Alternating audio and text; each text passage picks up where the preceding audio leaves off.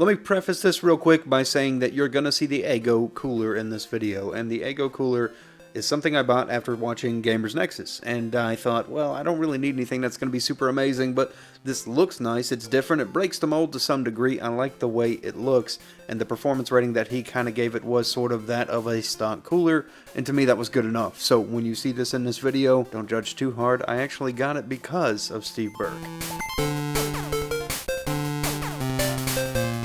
What's up, it's Matt with 86, and real quick I wanted to cover something that I felt like was important to me, and maybe it will be to you. If you're looking to build a computer, something for now, you don't have a lot of money to spend, but you want to build something just to get going, and then wait for the prices for GPUs to come back down, or find a good deal on a GPU somewhere, then maybe this is going to be helpful to you. I don't know. I've now built 2 of these. There's a total of 3 different designs I kind of went with though, and I'm going to discuss all of them. These are the higher mid-range, and I did not build the lower end, but I could say I can safely assume to expect same to similar results from my lower end version of it, which could cost you as low as $500 to $600. Now, keeping in mind that's for the tower only, and one thing I've got to say is if you have an exact budget of like $800 and then you drop all of that in the tower, well, don't forget your monitor, your mouse, your keyboard, your speaker, your headset, your mouse mat, other accessories you may need, things like an operating system when you buy Windows to put on there as well. This is going to be primarily for the tower build itself. Now, looking at this one right here behind me, this is built almost identical to that one. There are some mild differences and I'll go over them now. What I currently have in this one is a 5600G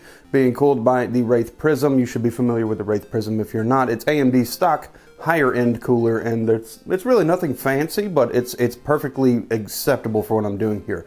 I'm doing no overclocking. This is stock out of the box kind of thing, no overclock whatsoever. I almost forgot to say what motherboard we're using. The one behind me has the B550, and the newer one that we just made actually uses a B450. Just make sure you update the BIOS on the B450 so that the motherboard will be able to detect and work with the 5600G. Now I need to make one quick and important note that you need to listen to. If you go with the B450 and something like the 5600G, you will most likely need to flash your BIOS. There is a really good chance that it doesn't have the most updated version of BIOS, and in order to do that, you'll either need a boot kit from AMD, which you can sign up and they'll send you a loaner CPU that'll be compatible with the 450 chipset, so that you then can flash the BIOS, or you can spend a few extra bucks and go with something like the 550 chipset that is already compatible with the 5600G. This is just important to note. In my case, I have a Ryzen 3 1300 that I'll use to flash BIOSes, but you might not have that. That's not accessible to everybody, and you might not want to wait for a boot kit from AMD. If that's the case, and you don't have a compatible CPU with a 450 to flash the BIOS in the event that the BIOS is not already up to date, one of the early batches that went out, then perhaps going with the 550 chipset or something else is a little bit better of an idea for you. Just keep that in mind. So I have a 5600G in dual channel. I'm running Corsair Vengeance 3200 megahertz. I did check out this RAM. If you're interested in it, go check out that. I've got them running slot A2 and B2 for dual channel. I've got 500 gigabytes in here. 500 gigabytes is plenty for a pretty modestly smaller size gaming library, depending on what kind of games you have. I have several AAA title games on there and only about half of it used. If you're somebody that has a lot of games, or you intend on having a lot of games, you'll want to go with like a terabyte or so. The 500 gigabyte SSD I'm using is Sabrent Rocket Q. It is one of my favorites. It's the white and blue one if you go look them up. I also have a proclivity for using Sabrent. I'm a big fan. I've never had an issue with any of the Rocket Qs I've used, and I've probably bought well over 30 terabytes of it probably in the past 2 years alone. The tower that these are both going to be in is actually the Corsair 4000D, and this is perhaps my favorite tower. It's been a joy to work with. I've now built in 4 of them, and I very much like this tower for the way it looks, for the way it cools. It does a great job. It's got everything I want in a tower. It's not too big. It's just really nice tower to work with, and I think that this is probably Corsair's, you know, out of the park home run for me, and I hope they never discontinue the 4000D Airflow, because it's been fantastic, and I'm going to continue to buy them as long as they sell them, as well as recommend them. Now the fans in this one specifically behind me, I'm using an Asia Horse 360 fan right here. It's the Matrix fan.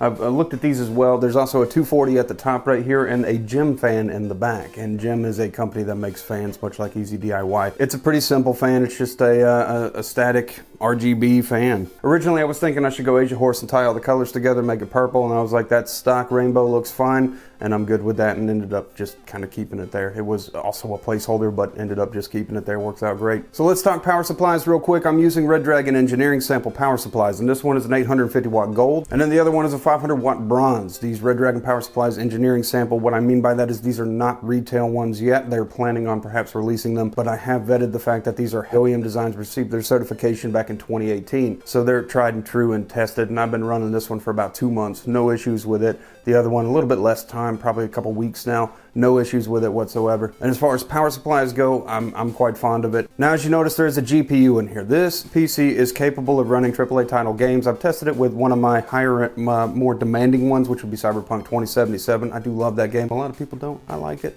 Get over it. But if you played 2077, you know it can be quite demanding. It can be quite demanding on brand new cards. So was I able to play it without a GPU on this? Absolutely, I was. Now, you're going to have to make some compromises, drop it down to 720p and playing at low to medium graphics, or making some specific changes in there to help yourself out if you want to add a little bit more to the visual effect without bogging it down to an unplayable frame rate. But the 5600G and of course the 5700G are quite capable of playing these games as long as you're willing to make the compromise for now.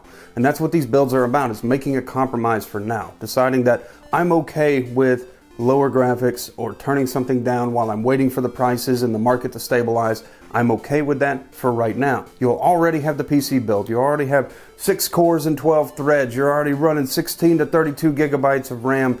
You've already got your SSD storage, everything's together, your beautiful case. You decided to add some pretty black and pink cables or green cables or whatever, pretty fans. You've got it all going in your beautiful Corsair 4000D tower. All you're doing now is saving or waiting for the right opportunity to get a GPU to stick in there. So again, placeholder GPUs, these are nothing fancy. They are GTX 1060s. They're the dual GTX by ASUS. 3 gigabyte edition. Clearly nothing fancy, but capable of playing games at 1080p for the most part, and most of them at high graphics. If you want to go that extra route to go on eBay and buy you a GPU for about 200 to 250 bucks, a little 3 gigabyte GTX 1060 just to have something a little more, I'd say go for it. It's not great. This card should probably cost 70 to 80 bucks right now on there if the market was normal, but it's not. So still way too much money for such an old GPU, but it's something. Anyways, let's look at some stuff and we'll get into it. You can see if this is something that might be worth your time to do. Well, the benchmarks are going to be done with the 1063 gigabyte Asus variant. It's an old GPU. We're going to quickly go over those. Not that it so much applies to the first one here, but CPU profile, we scored max threads of 5470 and on single thread 879. That's pretty impressive for the 5600G. Next, we did good old-fashioned Fire Strike with a graphics score of 12,203, physics score of 22,736, and the combined score of 4,433. And as 3D Mark will recommend throughout these benchmarks, it says that Battlefield 4 at 1440p is capable here. That's with a 1060, remind you. Night Raid scored 53,100 with CPU score of 12,064. Night Raid is not an intensive GPU benchmark. It's not one to really base your GPU off of. Time Spy is probably one of the more intensive ones that we've looked at. We scored a graphics score of 3,915 with a CPU score of 7602.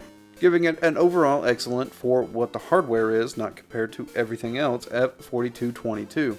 Wildlife, again, is not one that's really, I just kind of threw it in there because it's not really one that's great for PC gaming. It scores legendary at 27,660. I guess that's just kind of where it marks it at. This is more for mobile gaming or lower end gaming, CPU only integrated graphics gaming kind of thing. It's not one I'll typically look at, but I ran it because it was there. Now, we did run superposition benchmark, which we ran it at 1080p high and 1080p medium, and you can see the comparisons here. 1080p high was supposed to have choked out the actual GPU that we used for it and not have been successful, but we were successful, and watching the experience was perfectly fine and acceptable to me from somebody who might sit down and consider this a game that I'm playing. It did not bother me at all to watch it from start to finish. There was no choppiness. It didn't look terrible. We got 5847 as our score with a minimum FPS of 3554. The average being 4374 and the max of 5328. And same with the medium, we did utilize 99% of the GPU and we scored roughly the same. I mean, clearly we did a little bit better, but 48 as our minimum, 60 as our average, and a maximum of 7735, which, considering how much a superposition benchmark can choke the GPU, we managed to achieve something pretty acceptable. One of the most ironic things to me was that I scored a legendary and excellent for what the hardware is in this computer versus my test bench. The secondary, more cheaper one I built got a legendary. 1.7% of players have achieved this for my hardware range. That doesn't mean it competed with something well above it. It means it competed within the range of hardware that 3D Mark has actually tested before.